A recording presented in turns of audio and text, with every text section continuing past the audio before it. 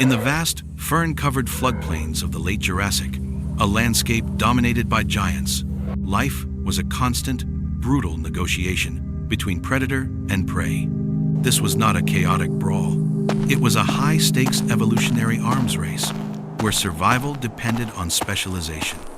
And in this arena, one predator reigned supreme, a creature whose very design was a masterclass in lethality. Today, we analyze a legendary conflict, written in the very bones of the earth, the deadly ballet between hunter and hunted. Now, let's open the fossil record and resurrect the story of this Jurassic titan.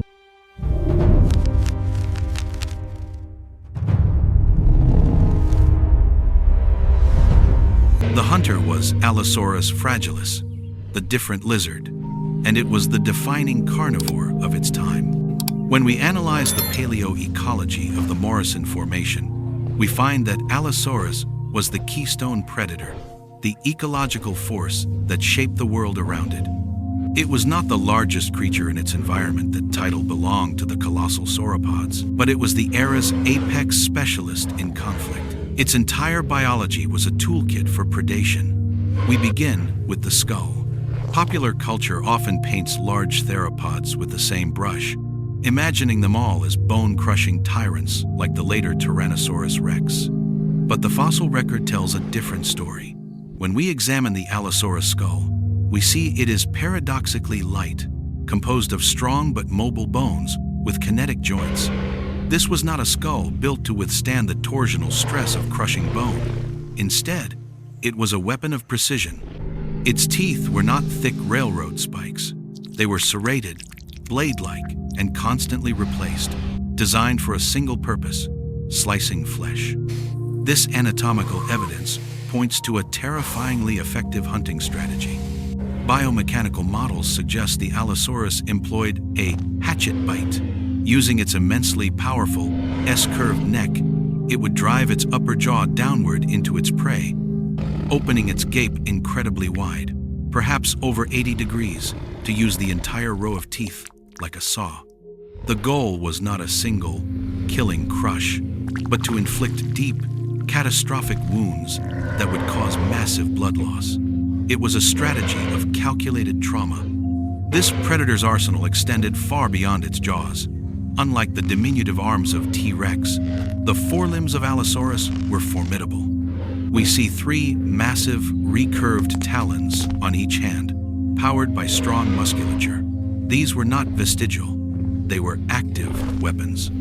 Evidence suggests they were used for grappling, for holding on to prey, or for tearing into a carcass. This was an animal that could attack with both its face and its claws, a versatile and agile hunter. Its body was a perfect balance of power and relative speed. Powerful hind limbs propelled a frame that was robust, but not tank-like. While it was likely not a marathon runner, it possessed the speed and agility necessary for ambush and short, terrifying bursts of pursuit. The fossil record, particularly from remarkably complete specimens like Big Al, shows a life lived on the edge. We find skeletons riddled with injuries, broken ribs, damaged vertebrae, and infected foot bones. This was a creature that regularly engaged in violent conflict, not just with its prey, but likely with rivals of its own kind. It was, in every sense, a predator built for a world of giants, equipped with the perfect toolkit to hunt them.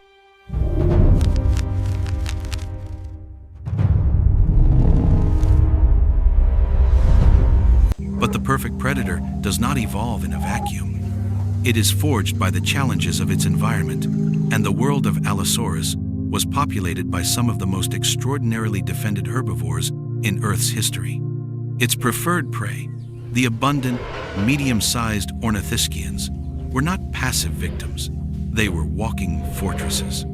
Chief among them was Stegosaurus, the roofed lizard, an animal that represents a stunning Jurassic paradox.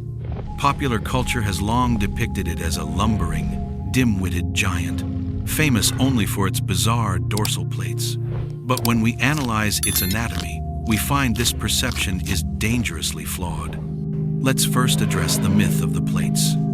we see that these large, bony structures, running in two alternating rows down the animal's back, were wafer-thin and riddled with channels for blood vessels. They were utterly useless as defensive armor against the bite of a multi-ton theropod. Instead, we believe they functioned as sophisticated billboards, either for species recognition, allowing individuals to identify one another, or as thermal regulators, flushing with blood to radiate heat away from the animal's massive body.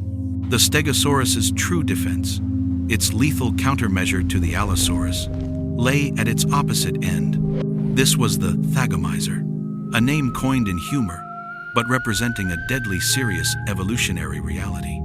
It consisted of 4, and in some species, more long, sharp spikes, some extending over 3 feet, anchored to the powerful muscles of a flexible tail. This was not a passive deterrent. This was an active, directional weapon, a medieval mace swung with devastating precision. The challenge for the Allosaurus was therefore immense. Its entire hunting strategy, the hatchet bite, required it to get close enough to inflict a deep, slicing wound. But to do so, it had to bypass one of the most effective defensive weapons the fossil record has ever shown us. This sets the stage for a deadly ballet, a high-stakes confrontation of strategy and adaptation. The Allosaurus, an agile and intelligent hunter, would not have made a blind, frontal assault. It would have relied on ambush and analysis, perhaps working in groups, a hypothesis supported by fossil trackways. We can imagine the predator approaching, its primary goal being to reach the vulnerable, plate-lined, and unarmored flank of the Stegosaurus. It would use its speed to try and outmaneuver the herbivore, to get past the arc of that lethal tail. In response, the Stegosaurus would not simply stand and wait. We have evidence from its skeletal structure that, despite its bulk, it was highly mobile at the hip. It could pivot, perhaps surprisingly quickly, to keep that tail oriented directly at the threat. This created a lethal danger zone around its rear half. The confrontation became a tense game of positioning. The Allosaurus would circle, feinting, looking for an opening, while the Stegosaurus tracked it, its tail raised and ready.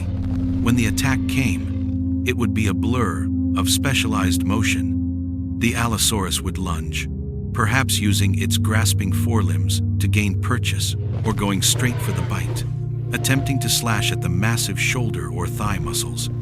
In that critical second, the Stegosaurus would unleash its counterattack, swinging its tail with tremendous force. Biomechanical models suggest these spikes were not designed to crush, but to puncture. They were sharp enough to pierce thick hide and muscle, capable of inflicting crippling, infected wounds, or even severing arteries. For the Allosaurus, a miscalculation of inches meant the difference between securing a meal and receiving a fatal, spear-like impalement. This was not just a fight. It was a duel between two highly evolved specialists, an arms race that played out for millions of years across the Jurassic plains.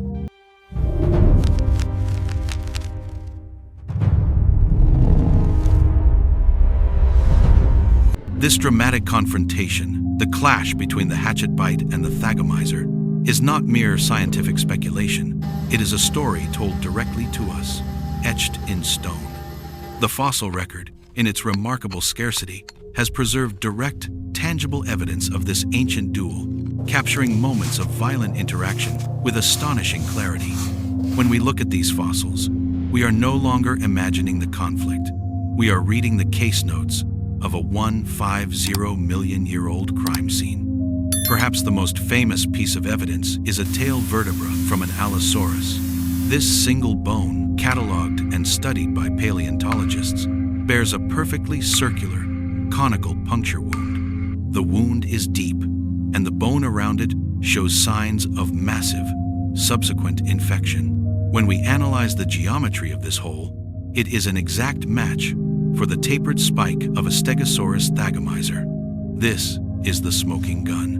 This specific Allosaurus attacked, the Stegosaurus defended, and the spike found its mark, driving deep into the predator's tail, likely near the base. But the story doesn't end there. The bone tissue around the wound is not clean. It is swollen, healed, and malformed.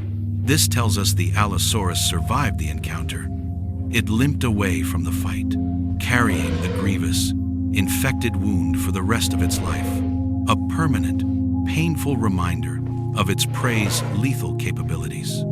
This fossil gives us an intimate window into the brutal reality of the Jurassic, confirming that a single hunt could result in life-altering injury. The evidence, however, is not one-sided. We also have fossilized Stegosaurus plates that tell the other half of the story. One specimen, a cervical neck plate, shows a large, U-shaped, concave bite mark taken out of its upper edge. The dimensions and serration marks of this wound are a perfect fit for the jaws of one animal, Allosaurus. This fossil clearly shows the predator biting down on a part of the Stegosaurus that offered no defense. While this particular bite may have occurred during scavenging, it confirms beyond doubt that Allosaurus was actively processing and consuming Stegosaurus. Together, these fossils form a legacy in stone. They are not just bones, they are scars. They prove that these two iconic dinosaurs were not just contemporaries that ignored each other. They were locked in a dynamic, evolutionary arms race. The Stegosaurus was not a passive, dim-witted plant eater. It was a formidably armed herbivore, capable of defending itself with lethal precision. And the Allosaurus was a resilient, tenacious predator, willing to risk crippling injury for the reward of a meal. This evidence transforms them from museum displays into living, breathing participants in one of prehistory's greatest conflicts. The fossil record falls silent, but the story it tells resonates across the eons. These were not monsters, but complex animals, each a masterpiece of adaptation, playing its part in a vast and interconnected ecosystem. Their bones, locked in the earth, are a quiet testament to the endless, intricate, and violent dance of life that has shaped our planet from its very beginning.